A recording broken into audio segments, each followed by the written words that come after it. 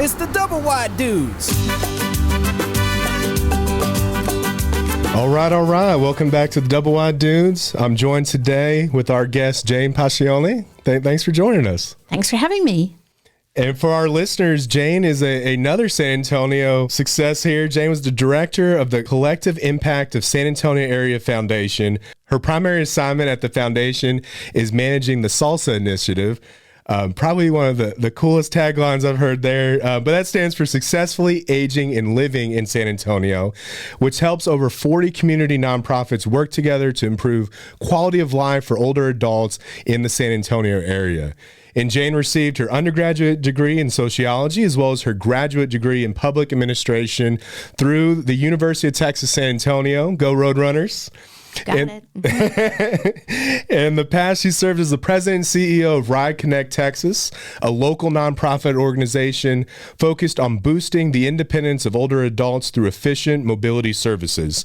And additionally, she's a San Antonio small business owner, another entrepreneur to the show, and her work through that company earned her a Texas Governor's Entrepreneurship Award. So welcome to the podcast, Jane. Thanks for having me. I'm so excited to be here. Yes, ma'am. And this is your second one now, so you're all pro, right? Yeah, I'm a veteran. Well, to kick us off, Jane, when we think about affordable housing, and a lot of times on this podcast, you know, we're talking and thinking through the problems that entry-level first-time home buyer millennials and families that are just getting started are having. But there's a lot more to the affordable housing problem than that, right? How hard is it for people with disabilities and aging adults to find affordable housing, and how big is that problem? It's a huge problem. Recent reports have shown that just 9% of households, U.S. households, have someone with a physical disability and are living in an accessible house.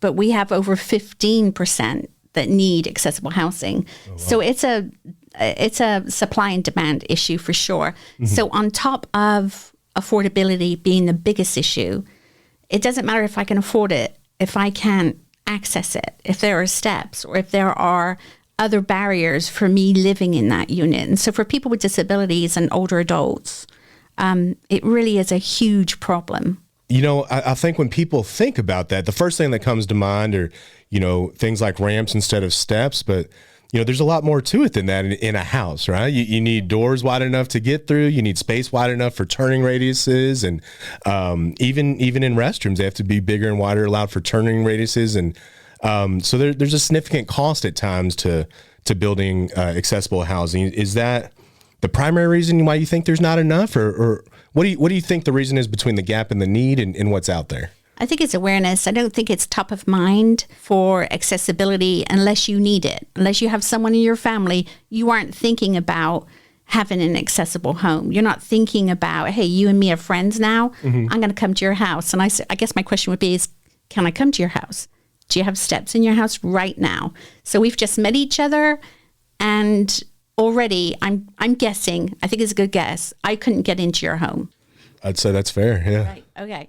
So it's not just an accessibility thing. It also goes down to a social infrastructure thing, that people with disabilities who need that mobility or accessibility in a home, or even if they want to visit a home in a community, they really are, it really does close down your options. Right. So we've got accessibility, we've got affordability. We know that people with disabilities are twice as likely to live in poverty than someone who doesn't have a disability. Wow. So all these things we've got to really think about. And I'm like, I'm a barrier-free housing girl. I'm like, well, why don't we just build them like this? Right. Why don't we just have, why are we having waiting lists? Why can we not build our way out of this? Can't we just build homes that are accessible no matter what age you are? Right. No matter if a disability, and it's not an if you get a disability, it's when you get a disability. Right. Shouldn't we just be building homes that are all accessible? So this is not one of those things that we have to think about. Mm-hmm. I had a spinal cord injury in my teens, and so that really did upset the apple cart with my family. So when I came back from the hospital, I was actually set up in the dining room because our home wasn't accessible. It was another thing that me and my whole family had to think about and negotiate. My brother's son Jake, I'm English, so he was playing rugby about 4 months ago. He broke a hip. And so my brother lives in a up and down. And so it's like, how is he? He spends more time with his grandmother, who does have my old bedroom still there in the dining room. So what I'm trying to say is, I think if we can just look at this a little differently and think about accessibility being at the foremost. What if you do get a friend that has a disability? This is U.S., Military City, USA. We have over 100,000 vets. Shouldn't we be just thinking, let's just not have any more waiting lists? Let's not keep thinking accessibility. Let's just think of it as the doors and the walls. You know what I mean? It's like, we need that. That's how it goes. And so also when we think about accessibility and those zero entryways, I'm not saying, it's all got to be that way. I'm saying one entry. Right. It doesn't matter if it's through the garage, through the front door, through the back door. It doesn't matter. One door that a person in a wheelchair, and I guess today we're talking more mobility disabilities than anything. But one place where you can get a person through the door with an electric wheelchair or not. I mean, we're only talking about 36-inch door. Right. Not huge. Yeah. That person can also use the facilities. So that's another big thing. If you have an accessible a bathroom downstairs and it's a 2-story, once you get someone in, you need for them to use the facilities as well. Right. And that's a challenge. And it's actually been a challenge for me because I've gone to people's homes and not found out this is not really going to work. And I can't stay there that long. Because the second I know I can't get in there, it's the second I need to go. Right. And that's just how that goes down. So when we think about homes, I think we need to talk about two things. One, actually living in an accessible home and how good that feels if you need it or when you need it. And then the other side of this is visitability. Can a person visit your home? Yeah. And how do we make that? Because that really does increase our social infrastructure, all of us. Yeah, that's interesting. When I think of, my grandma got to a point where, she couldn't get around anymore traditionally, and she needed a wheelchair. And I think of all the stuff that my folks had to do to their house we still wanted her to come over and hang out and Thanksgiving, holidays, the whole stuff. And, it was a challenge to work around and fix that. But it's, you're right. I don't think it's something that's top of mind until it has to be for most folks, right? So that goes back to the question, why aren't we doing it? Well, no one's asking for it. And then no one's thinking, 5 years from now, 10 years from now, 20, 30 years from now, when I want to age in place, can I age in place here? Does this make sense for me? Because the outside, you may know all your neighbors. You may have all of that, those really critical gems in the community, your library, your park, the social infrastructure is there, but yet you can't navigate 2 or 3 rooms in your house. Yeah. And then you have to move. And what does that look like? Right. Well, it's interesting when you put it, all of us, it's just a matter of time before we need something like that, right? Right. Our whole team kind of makes fun of me. My knees crack like it's nobody's business. They all know when I'm coming. But you can hear it? Yeah. Oh, yeah. It's loud. Ooh. And so all that to say, it's just a matter of time before my knees don't want to work anymore, right? And but it's not something I've ever really thought about in my house until we're just now when we're talking about it, right? It's top of mind right now. You're thinking, I can't. You're going to go home tonight. You're going to go. I can't invite Jane over. Can't do it. Yeah. So it's just bringing an awareness of what's out there, being educated about it. But why aren't we asking for all of our homes to be built universal design, not just for someone like me, for someone like you, for all of us, so that we can get away from these waiting lists, these chronic needs for housing. It's very isolating. And that's the serious part of this. It's very isolating when you can only fit in one room in your home, or you can't go out to the backyard to let your dog out because it's not accessible to you anymore for whatever reason. Yeah, and I'm thinking through the specs of, standard entry doors are typically 32 inches. We can go to 36 if we're asked, but we're talking a 4-inch difference between an accessible door and one that's not. Asking because no one knows to ask. Right. So it may be a few conversations about, hey, do you have anybody in your family with a disability that we may need to? We have these universal design products that make your house actually more sellable, right? Yeah. Because you can sit there and put in there a 0 entry, 32, 34 inch, 36 inch doors, whatever you wanted to. I personally think it's a great sales move because you're like, oh, universal design. Because if I see that on a housing thing, I want to see it. Right. Because, and guess what? I just like when we were talking earlier about mobile homes, manufactured homes. I think that originally when people started thinking about accessible homes or accessibility, they were thinking of those big bars that looked very institutional. You know what I mean? Like, yeah, accessibility wasn't sexy. Now we're in a place where you don't even know it's there.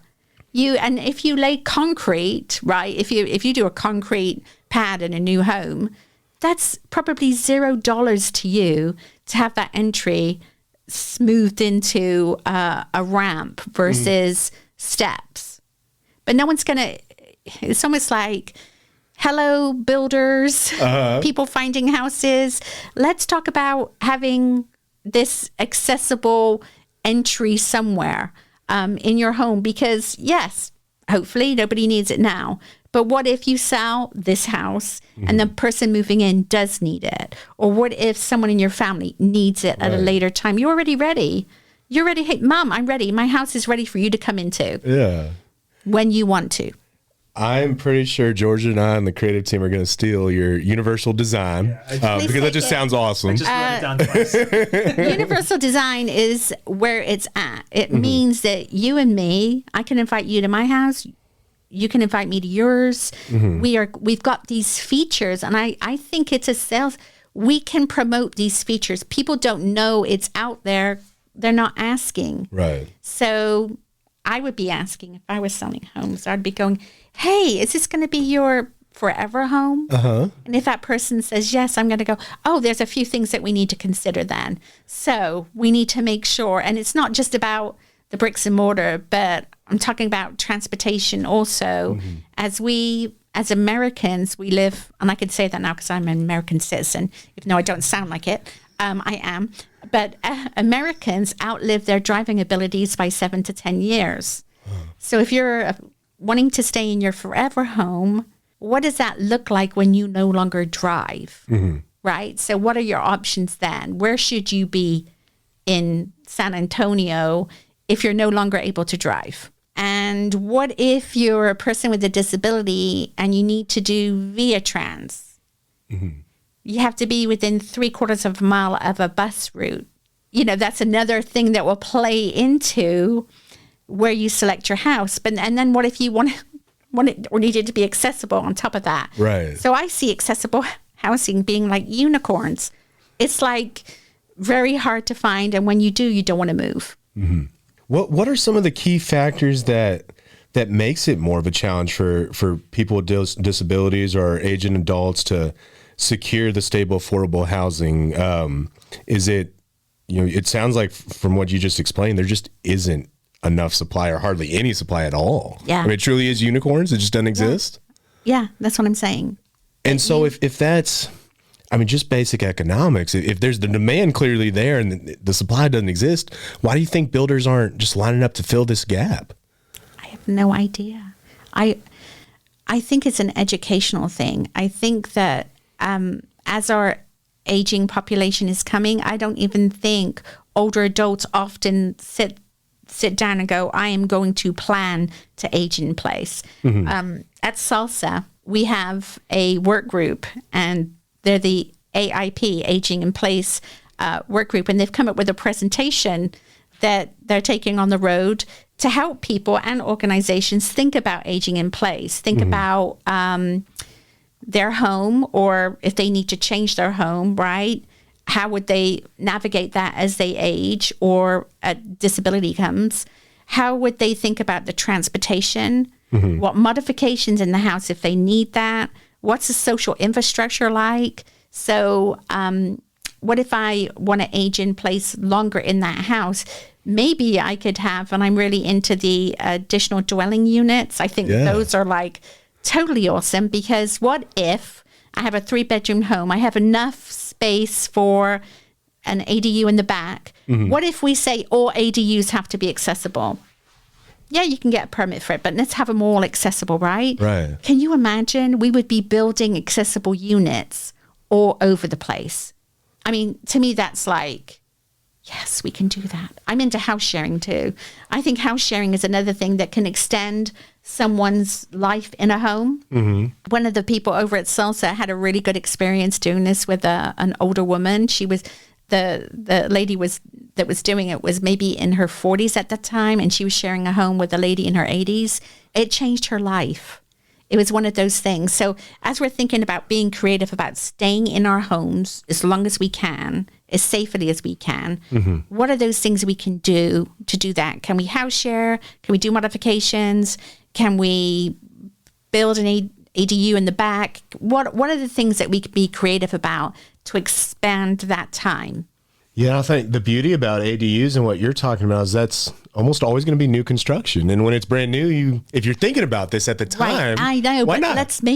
let's just get on that bandwagon and say no. Yeah. All of them have to be accessible. Universal housing. Universal housing. This is what I'm talking about, where we're taking the thought out of this. So people, because it's not top of mind, we are reacting later, right? So we're always reacting, and there's going to be these, I mean, people with disabilities, we want to blend in, not stick out. We want exactly what you want. And I was thinking, we'd like to be like different, but we're not. We're exactly wanting the same thing. I tried on 3 pairs of pants this morning before coming here. It didn't fit. I'm sure there are other women that have had the same issue when they have to go somewhere and they go, wow, these aren't fitting. So what I'm trying to say is we're not different. We want exactly the same things. We want to live in the community as long as we can live there, as safely as we can live there, with as little support or as support as needed, basically. And how do we do that?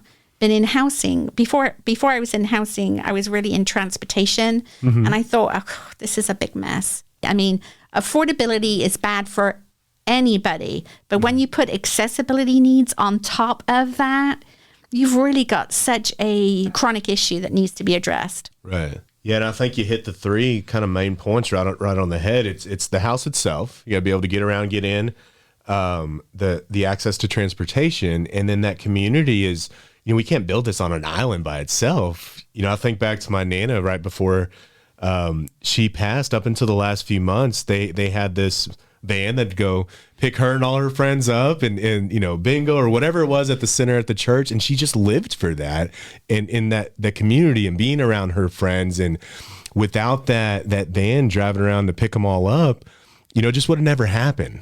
Exactly. Right? Yes. But that community is such a huge part of aging in place, because not everyone is going to have family members around, and we're social beings, right? We definitely need to keep and build our social infrastructure. Oh my gosh, it's as powerful as walls, right? Right. We need to keep that, because that will really help us age in place and age more healthily. I mean, your gran, your nan, she lasted as long as she did because she was having great structure, friendships, and capacity to go out and do these things. 100%. I think a lot of times when folks think about aging in place or some of the struggles they may or may not be facing, a lot of times there's this misconception that, well, they've already paid their house off. What bills do they have? And from a financial standpoint, what are some of the things that make it unaffordable for our older adults to age in place? Well, many older adults are on fixed incomes. And by the time we get to that place where we're not having income coming into the house, and then you think about modifications, and they may be big depending on where you live. So a ramp can be extremely expensive. But if we had done that at the beginning when the house was built, we wouldn't have an issue, right? Because the concrete would have taken care of that. Home modifications, the bathroom modifications, kitchen modifications. I mean, these are big ticket items right there. So they really do need planning ahead of time. to be able to adjust to the need that you have at that time. So it's about fixed incomes. It's about incentives, possibly. It's about bandwidth. It's pretty hard to work with contractors sometimes on some of these issues.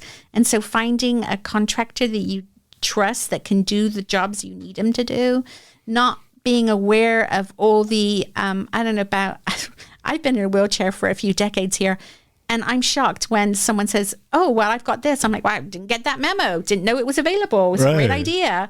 I would love to, get that piece, or this table goes up and down. I hadn't heard of that. So they don't actually know what's out there. So they're struggling in their homes, not knowing or not having access to these different things that are actually making society better. I mean, technology has helped older adults and people with disabilities greatly. And how do we leverage that to stay in our homes longer? How do we get when we can no longer reach the thermostat because it's too high? I mean, it's not the big things that bother you. It's those little things that you're like, whoa, I wish that wasn't there. I wish I didn't have a doorknob. I needed a lever to open the door because of arthritis. Or I wish we didn't have that step that went down into our whatever because I can't get out there now. You know what I mean? Yeah. So just really thinking about how do we make sure that we have good, solid, safe housing for people with disabilities and older adults. It's universal design. Right. It's barrier-free housing. And we can pay upfront or we can pay at the back. We're paying it somewhere along here. Right. And it's more costly when we have to do those renovations. I mean, you know what it's like to go through renovations in a home, right? Oh, yeah. Can you imagine if it's those big ones? You know what I mean? Those big renovations where you're like ripping a kitchen out or a hallway has to move because now this person can't get down there. And I had to have my house built because there weren't any options for me. I found no options that would work. And so I can honestly say, yes, you can get around my house in a manual wheelchair. But I actually have friends with electric wheelchairs, and it's not so fun.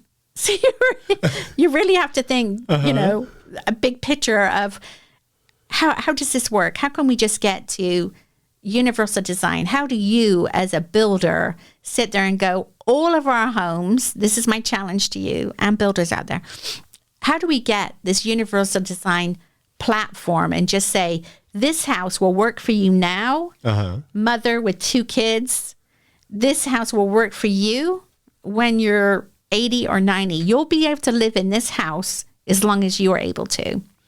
And then hopefully by then we will have the social infrastructure there to support you doing this. Yeah. So how do we get to that instead of us having conversations about accessibility and affordability, 10 years from now? Right.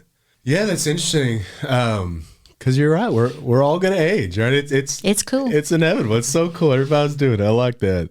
And some of the stuff, now that you've got me thinking that way, it's just not that much more expensive to do. It's not, right? At the beginning. It really isn't. I've done research. It's not that hard at the beginning. Yeah. But after, it gets a lot harder. And you know that we have a very old housing stock here in San Antonio.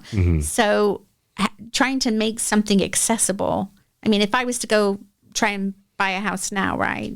Well, it's going to be a single story. Oh, check that box. Right. But, navigating it, and it's going to be a challenge unless someone, that unicorn's out there, that they actually said, this is a universally designed home. Yeah. You can age in this for as long as you like to.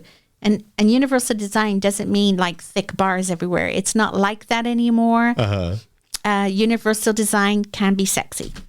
I love that.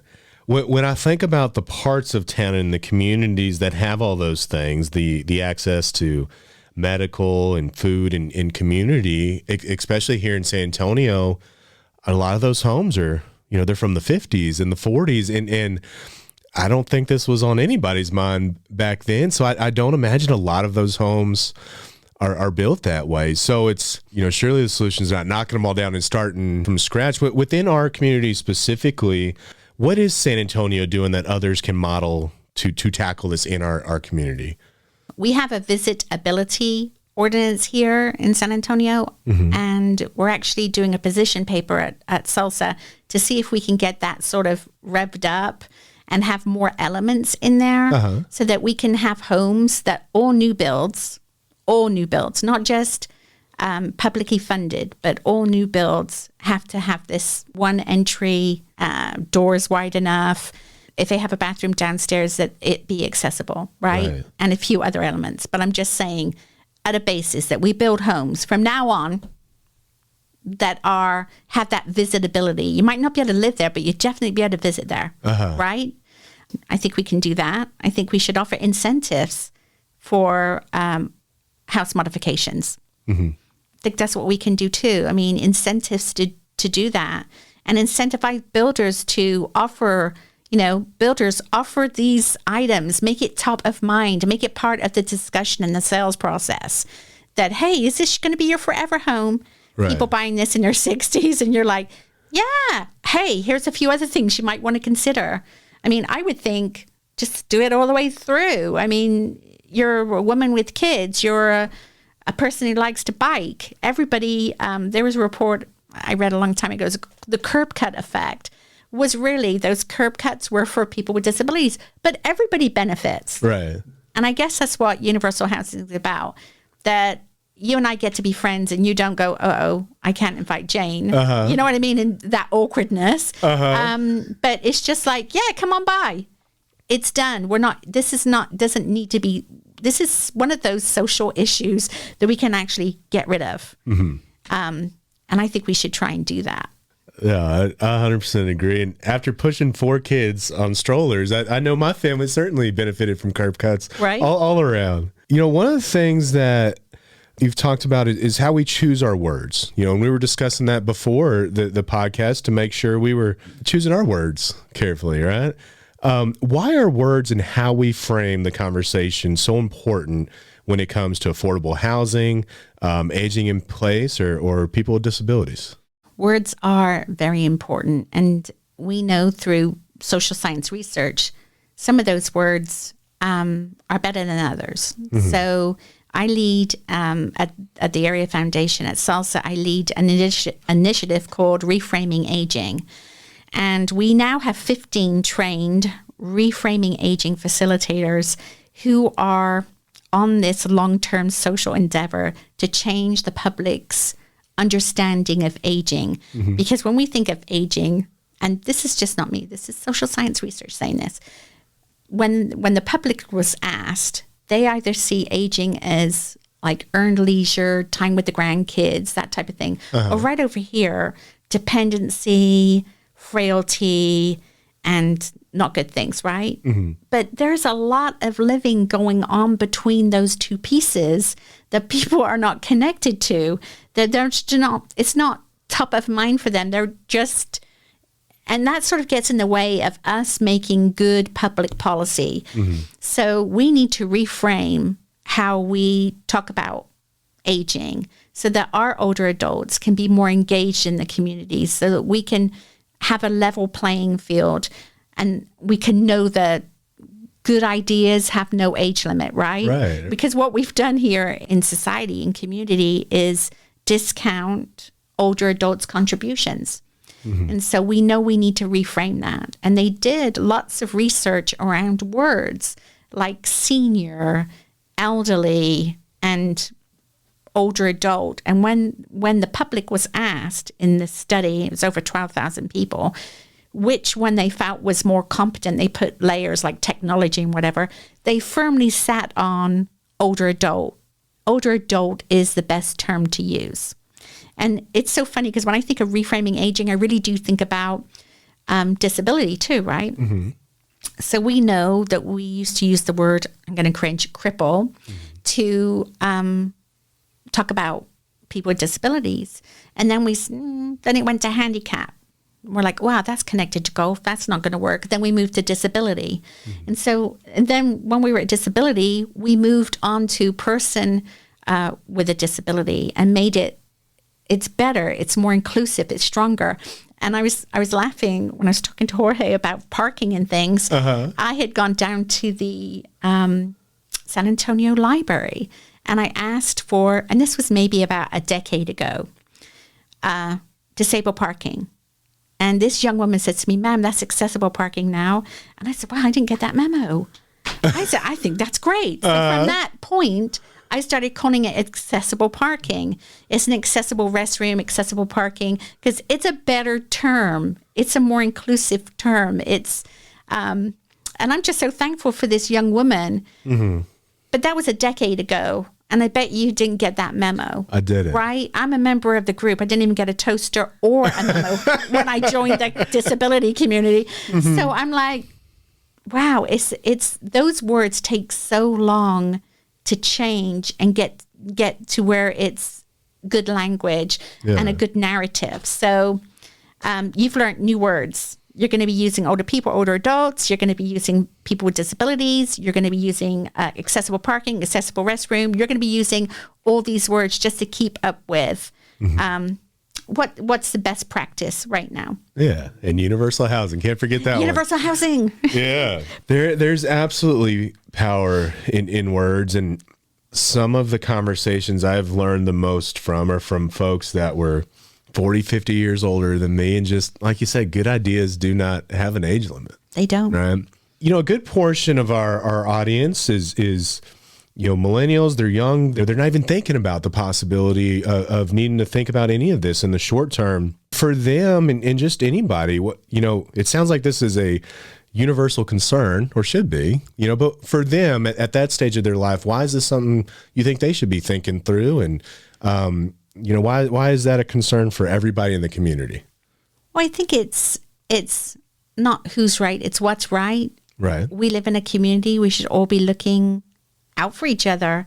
And I think when it comes to disability, this largest minority group, you can join anytime. Right. I mean, that's the one group you can join anytime. So we need to be forward thinking. We need to be inclusive. And I think younger people can lead that. Mm-hmm. They can lead that. And we need for them to lead that. And we need them to ask for. It's not just people with disabilities that need, we all can benefit from accessible housing. Yeah. And they need to get on this movement and this bandwagon and say, yes, because we don't know what the future holds for any one of us. Mm-hmm. And we hope it's a long, healthy life. But I had my spinal cord injury when I was 16. And so the dynamics in our family changed immediately. Mm-hmm. So we don't know when things are going to be happening like that. And I think my mom would have preferred to focus on me and getting me out of the hospital versus focused on, I can't bring Jane home. Right. Because we don't have a house for her to be in. So I just think it's forward thinking. Instead of us being reactive, it's being proactive. Yeah. And as a society, we know when something isn't working. And this has not been, housing has been an issue for people with disabilities and older adults for decades. And it's something that we can take care of. And I think the city of San Antonio is doing a great job getting its housing policy framework out there. Mm-hmm. And they've got some strategies for older adults and people with disabilities, because we need, as a community, this is what our community members deserve. Yeah, and I tend to agree. Society and community just as a whole is better when everybody can come to the party. Right. You know? And I think when we get away from othering those people, that over there, it's us. Just know that it's us. We're better for it. Yeah. There's so many things I'm thinking of now as a builder that we have never thought of, to be perfectly honest, but they're so small, for us to change, right? But they could make a massive difference.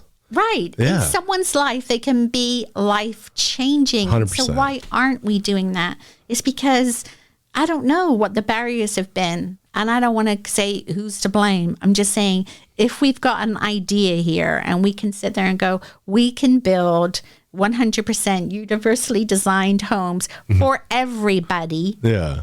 That's how it is. Just sell universal homes, universally designed homes, barrier-free homes. And then let's get rid of these waiting lists for housing, especially for accessible housing, because truly they're like unicorns. I mean, they're like, it's hard. Yeah. So we need to do better, and we can. Absolutely. You know, and I'll speak for Boston. I know we can. And this has me think of so many things we need to go back to the drawing book and just take a look at, right? I imagine there are going to be other builders or just other people in general that, that this conversation we're having is eye-opening for them as well and gets them thinking a certain kind of way.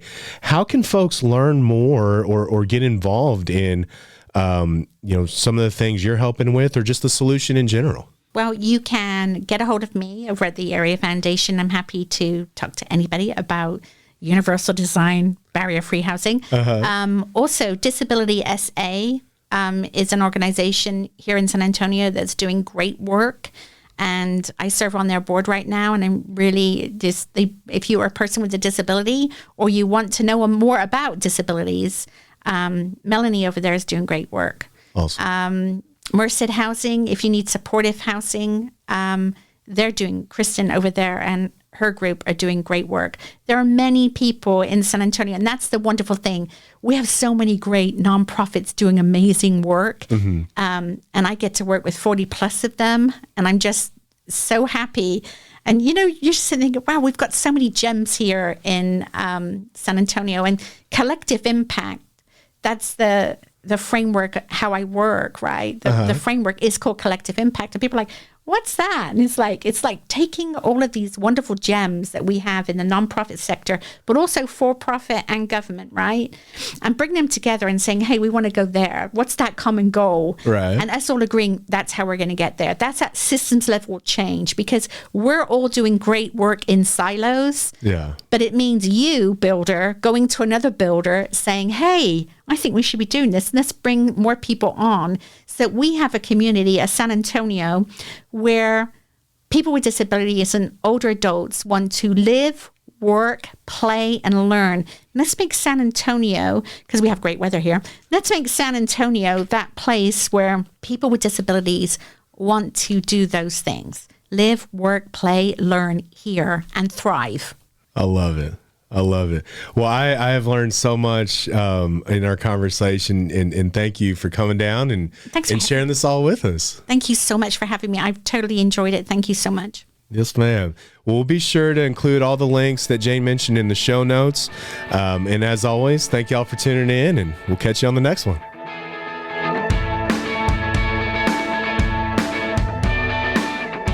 Safest, easiest, lowest priced. Find a better way home with Broston, the nation's first virtual home dealership. Call us or visit us online at findmymobilehome.com.